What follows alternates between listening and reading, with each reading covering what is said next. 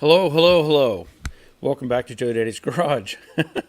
On the Monday night live stream, I know we missed last week, but hey, it was the 4th of July, so it was justified. I'm sure everybody had a celebration or got to hear everybody else celebrating the 4th of July. I know we had multiple groups of people setting off some pretty good fireworks. And I will say, we don't normally go out and buy fireworks and stuff, and we didn't. And we happened to have a new neighbor, a few houses up. They had some tremendous fireworks.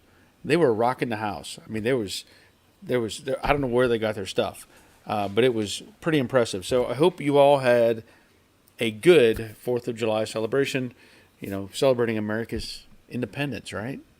Yeah. Good thing to do. So we'll give you a bell, everybody a bell for Independence Day, right? Okay. So if you're new to this and you're just seeing this live stream tonight, our focus is classic cars. Generally, we focus on cars from the 60s, maybe some from the 50s, maybe some from the 70s, and we try to talk about things going on with these cars. If you have any questions or subjects you want to bring up, by all means, bring those up and we can talk about it. And a lot of times people bring up questions that maybe I can answer and maybe I can't. But the good thing is we've got a nice group of people over here on the side. A lot of them give some great answers for those kind of questions. Now, we could go off the rails. We could talk about movies or food, or I don't want to talk politics. But we could definitely go way off tangent, but we're not going to. We're going to try to stay focused. So you did hear the bell. Anybody who's new, that's a little reward system I have. If you are participating, or maybe just at random, I happen to like your name. Maybe you're a new visitor. You get a bell just for showing up. One little thing that I offer. So let's see who's here right off the bat. We have 31 viewing, which is awesome. Great. And I apologize for those of you that were here earlier. And there was some joker who got on here and was posting some garbage. Thankfully, it didn't get recorded. It's not on the live stream, and we were able to block them. So, yeah, sometimes people do dumb, crazy things. So, right off the top, we have Crash Rider. Greetings from Southern Indiana. Don't know if I'll be able to view the live tonight, but we'll later for sure. Everyone be sure to hit the thumbs up button. Yes, hit the thumbs up button. That'll help let YouTube know, hey, this guy's kind of interesting. Or, hey, this guy's not interesting, but he's talking about some crazy stuff. Maybe people want to get involved and be part of it. So thank you, Crash Rider. Jerry checking in from the Money Pit in Middle Tennessee. I will not be able to join tonight. I'll watch later. Good evening to all. Well, thanks for checking in, Jerry. I'll give you a bell for later on. Greg's Workshop. Hi, Barry. How you doing? Can you send me a video link? Oh, to join the chat? We'll see. Let me see how that goes. I know there was somebody else that was interested that I talked to earlier in the week, but let me see how this goes. And if you're still here, Greg, let me know so I know that you're here, and then we can kind of figure things out. Terry checking in. Evening all. Please hit the like and thumbs up for Barry. Thank you kindly. Yes. Once again. Rick. Won't be able to make it tonight. Helping a friend work on a truck. Hope everybody is doing well.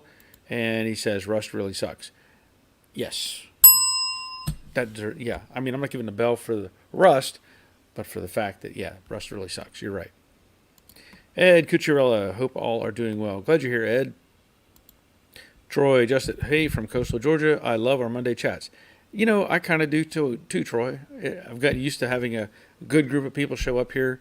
And I think generally we make some progress on what we're trying to push out and get information to people. So I'm glad you're here, Troy. Nandu. Good evening, everyone. Hope all of you had a great weekend. Yes, definitely. Robert. Well, I missed the fun already. Yeah, you see what's going on there. There's some obnoxious people in this world. Ron Bell, good evening, everyone, from the Tri-Cities in Northeast Tennessee. Glad you're here, Ron. Rick Stevenson, good evening, everyone. Rick, I have to give you a little shout out for the coffee. 1820, good stuff. Roger checking in from next door. Glad you're here. Aaron, hey y'all. And I heard everyone celebrating Independence Day for like a week. Well, you know what? We had somebody last night, setting off fireworks at like, I don't know, 9:30, 10 o'clock, something like that. I'm sure Roger knows. There was lots of stuff going off last night. I don't know who had it, but I didn't go outside and look. I just waited so I could go to bed. Lightning Rod, 30 viewing, we need 30 likes. Yeah. Everybody, hit that like button. Aaron, working on cutting out the bad floor pans in my 66 Mustang tonight. I have left and right halves. Any tips on trying to save the seat supports for reuse? Yeah, I've done a couple different ways. I've cut those a couple different ways. And it's up. Okay, there's some variables in this, let's say. What I have done in the past is I've left the spot welds on the tranny tunnel and just cut the flange of where the corner is, where the flange meets the seat riser. I've just cut it right there. And what that does, at least in my mind, it gives me the location exactly where it was before. And I can just put it up there and just re-weld that seam. So that's one idea. I've also done that on the rocker panel. I've cut the flange. Now on the floor pans, of course, you'll just drill through because you're going to be, attaching to a good roll again. So you could do it that way. There are some variables here. Now let's say you wanted to put in later model risers, because I think the 70, maybe somebody has 69, 70. I think they actually had lower seat risers, and you could lower your seat to get more head clearance, let's say.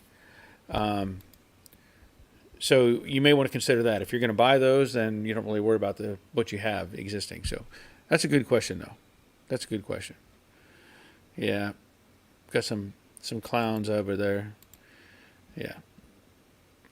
Okay. Thanks to Roger or Robert, whoever's helping to clean up the clown show. But good question, Aaron. Hope that helps. The alternative is to drill out the welds. You could just kind of use a spot drill if you wanted to do the welds on the tranny tunnel, and just drill the face of the welds out and put it right back where it was if you want to. Same way with the rocker panel. Troy, I see progress is being made with the 55 Chevy. It was being made. I have a video that I'm going to put out hopefully very soon. I posted some pictures on Facebook and Instagram, and yes, it was progressing. I actually had gone out and bought a few toys, some laser levels, crosshair lasers, to help with the process, and things seemed to be going okay until I did some measuring.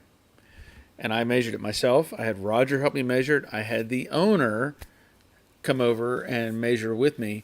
And as it turns out, the rails are tweaked. The new setup. Who knows? FedEx, we all know FedEx likes to challenge your packaging. It's likely that they rammed it into something and distorted it. It's off. And we're only talking in a span of like 40, I don't know what it is, 41 inches, 42 inches length of the rail.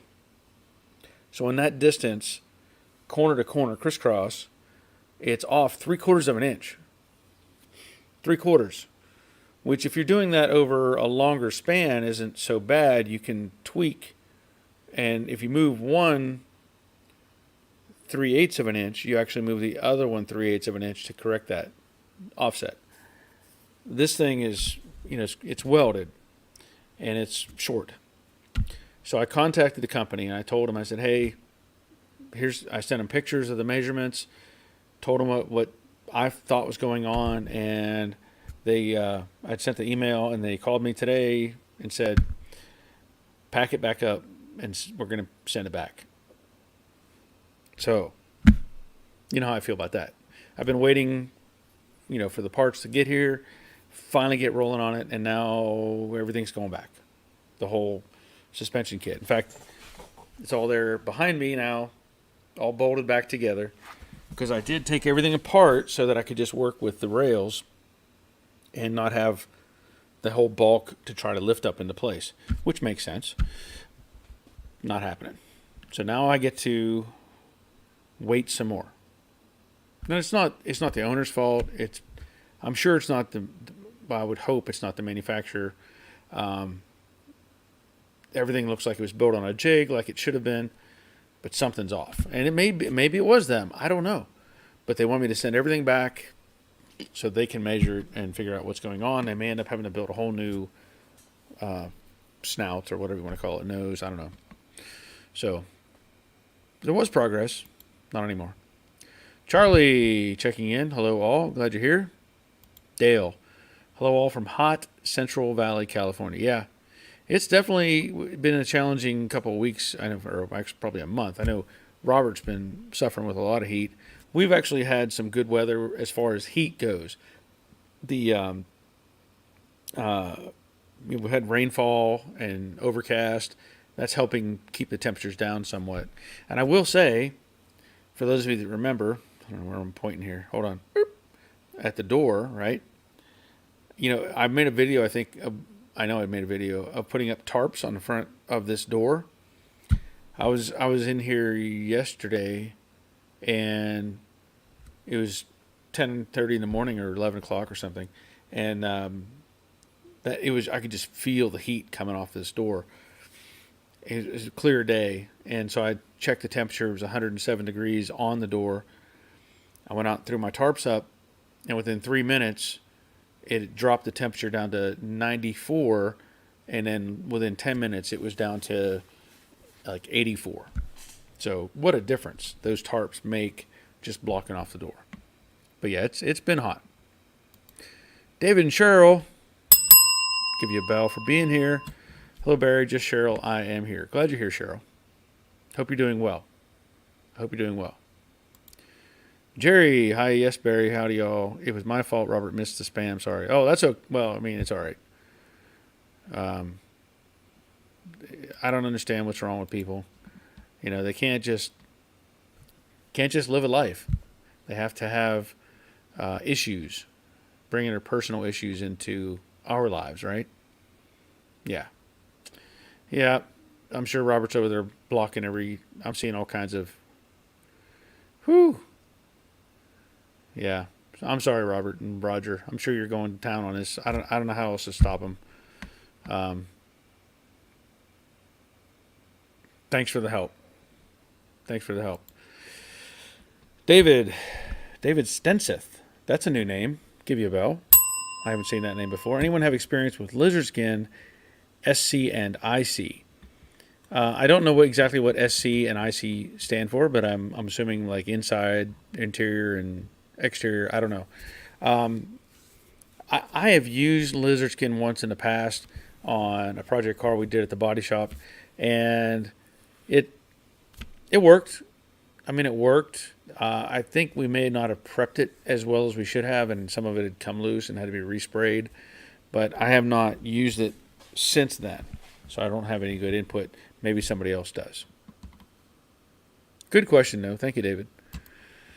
William Gill.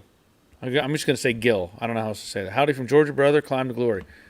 Right of the line. Hua. HHC 214, 85 to 88. Mortar. Bob Shoemaker. Good evening, all. Yep, hot is the word. 100s after 2 days of upper 90s, and then 100 plus for the rest of the week through sometime next week. Yeah, that sounds rough. Glad you're here, Bob. David, trying to determine if this is a bad direction that I'll regret later if I have to service anything. Oh, talking about the lizard skin. Well, that's a good point.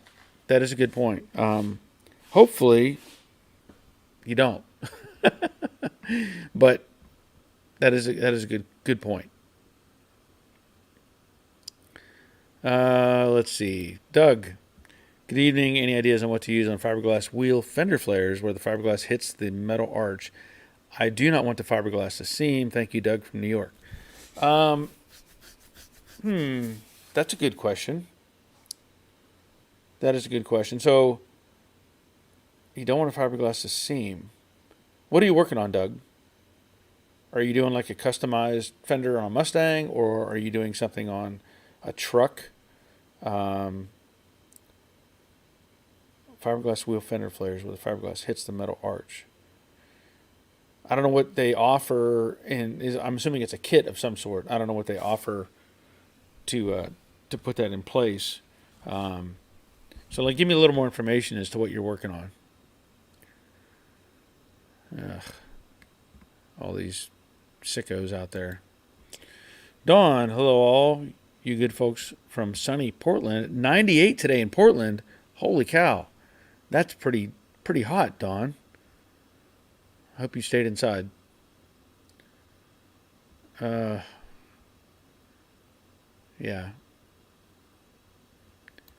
I may have to stop the live stream and start over based on these clowns that are trying to infiltrate.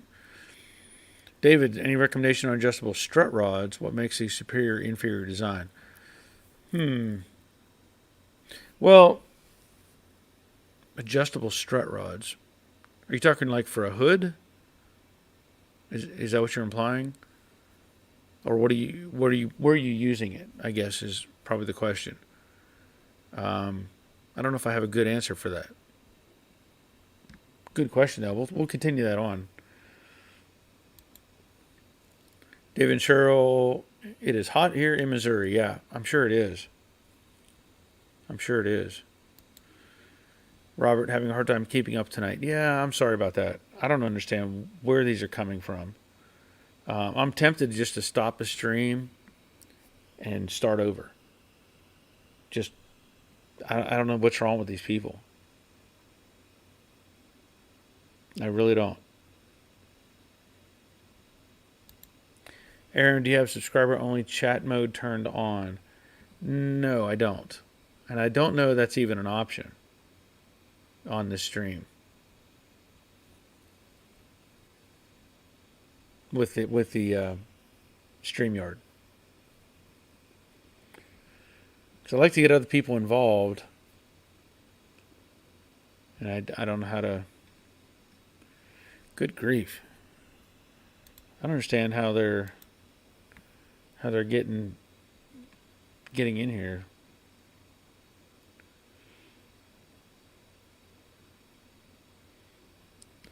Okay, I know I got 51 people here. Gosh,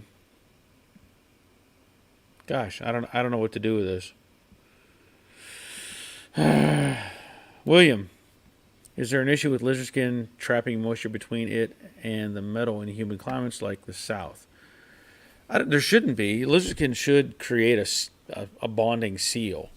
There shouldn't be any moisture issues. And if there is, I mean, I don't think you are going to go to bare metal anyway on that. You should have it prepped with probably epoxy, but I wouldn't think you'd have much issue with moisture. Shouldn't. Charlie, I don't know how to compare with versus lizard versus with versus without lizard skin. I applied it to the inside of the door skins and also the underside of my roof. Okay, thank you, Charlie. I guess it went well for you. I guess it's holding up good. Rich Reese says hello. Glad you're here, Rich.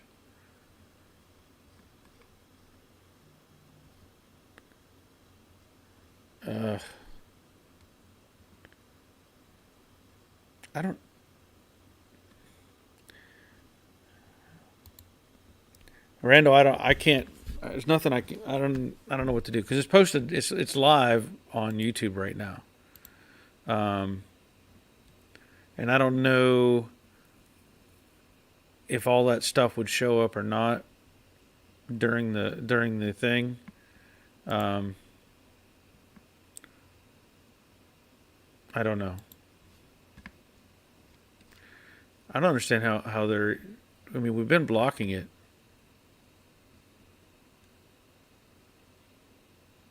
I know Robert's been blocking everything. And the thing is, once you block them, you block the user, you they should not be able to continue putting things up. And I don't see how what they're using. There's some sort of spam that they're using. So I'll tell you what.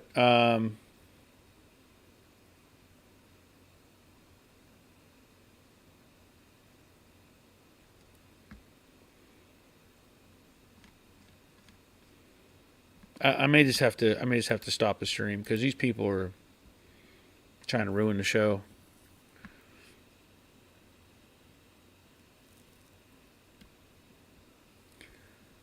Okay, I'm going to stop the stream and I'll restart. I'll restart. Just give me a minute. But I'm going to end this broadcast and then we'll restart and see if we can't get around this. So, sorry, folks. I'll be back.